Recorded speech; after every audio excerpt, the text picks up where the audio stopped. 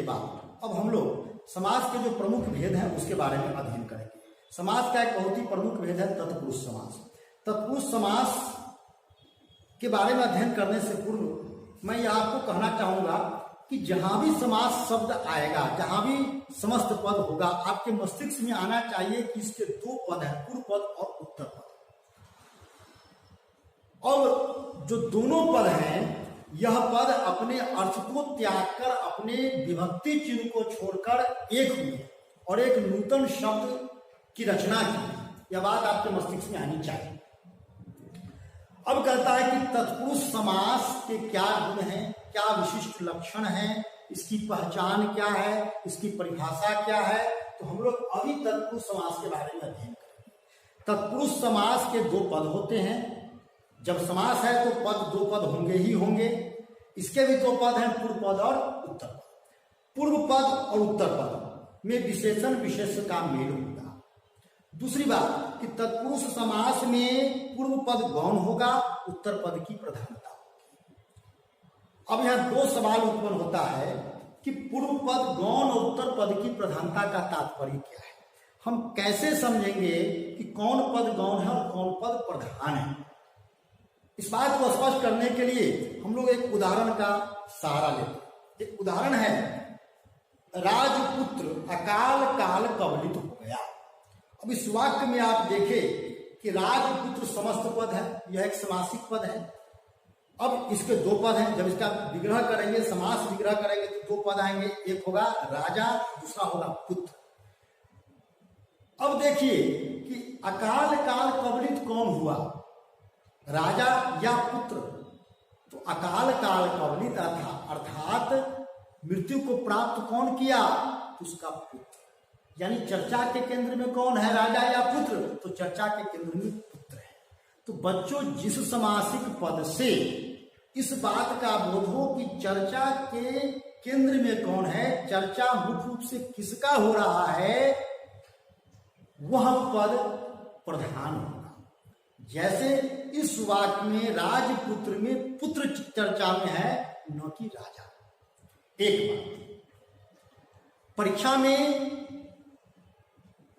गौण और प्रधान से संबंधित, पदों के गौण और प्रधान से संबंधित सवाल पूछे जाते हैं। आपको ऑप्शन में देगा कि निम्नलिखित में से किस समास में कौन पद गौण, कौन पद प्रधान। आगे जो समास के भेद हैं उसमें आप देखेंगे कि दोनों, कुछ ऐसे भी समास है जिनमें दोनों पदों की प्रधानता। कुछ समास ऐसे हैं जहां पूर्व पद ही प्रधान है, उत्तर पद गौण। तो इसलिए इस बात को बहुत ही मस्तिष्क में रखने की आवश्यकता है कि कौन पद गौण, कौन पद प्रधान। यह स्मरणीय है, यह याद करने योग्य है। इससे संबंधित परीक्षा में सवाल पूछे जाते हैं।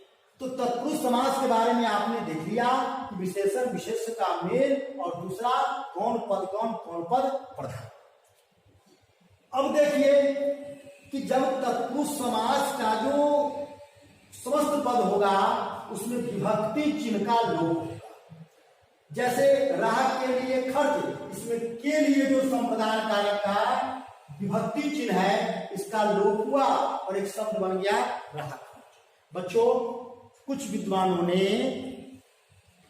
तत्पुरुष समास के पूर्व पद में लगने वाले कारक के विभक्ति चिन्हों के आधार पर कारक के 6 भेद किए और उसका नामकरण भी कारक के नाम पर कर दिया। यानी कि कर्ता कारक और संबोधन कारक को छोड़कर कर्म कारक से लेकर अधिकरण कारक तक जितने भी कारक हैं और उसके जो विभक्ति चिन्ह है, उसके आधार पर पूर्व पद में लगने वाले कारक के विभक्ति चिन्ह के आधार पर कारक के 6 भेद कर दिए। जैसे मान लीजिए कि वन में वास, अब में अधिकरण कारक का है तो वनवास जो होगा, वनवास या अधिकरण कारक तत्पुरुष होगा। उसी प्रकार किसी कारक में कर्म कारक का चिन्ह आएगा तो कर्म कारक तत्पुरुष, किसी में कर्ण कारक का आएगा तो कर्ण कारक तत्पुरुष समास। ऐसे यानी कि कारक के विभक्ति चिन्ह के आधार पर कारक के 6 भेद कर दिए गए। लेकिन याद रखिएगा, उसमें कर्ता कारक और संबोधन कारक का उल्लेख नहीं होगा। एक तो अभी आपने देखा कि तत्पुरुष समास में विभक्ति चिन्ह का लोप हुआ और एक शब्द बना, होता ही है सब समास में। लेकिन कुछ ऐसे भी समास हैं साधारणतया जिसमें विभक्ति चिन्ह ही नहीं बल्कि शब्द समूह का भी लोप हो जाता है। जैसे वन में रहने वाला मानुष, अब इसमें में विभक्ति चिन्ह का लोप हुआ लेकिन साथ में रहने वाला जो शब्द समूह है इसका भी समस्त पद में लोप हो चुका। उसी प्रकार दही में डूबा हुआ बड़ा, अब यहाँ में का लोप हुआ और इसका भी लोप हुआ और एक शब्द बन गया दही पारा।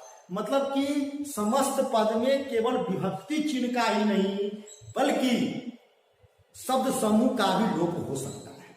एक बात तो अभी आपने देख लिया कि तत्पुरुष समास। बच्चों तत्पुरुष समास की पहचान करने का एक सरल तरीका है कि आप पूर्व पद में लगने वाले कारक के विभक्ति चिन्ह के आधार पर आप कारक की पहचान कर सकते हैं कि यह तत्पुरुष समास है। जैसे गंगा का जल, अब गंगा जल आपसे पूछेगा कौन समास है तो गंगा पूर्व पद गंगा उसके साथ आ गया का, मतलब यह तत्पुरुष समास है। जैसे आप ले कि वन में बांस में अधिकरण कारक का हम कह देंगे तत्पुरुष समास। जैसे किराए के लिए, खर्च के लिए को देखकर भी आप कह सकते हैं तत्पुरुष समास है।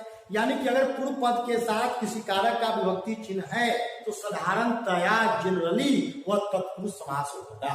एक बात। दूसरी बात है कि तत्पुरुष समास के दो प्रमुख भेद और है, एक है कर्मधारय समास और दूसरा है द्विगु समास।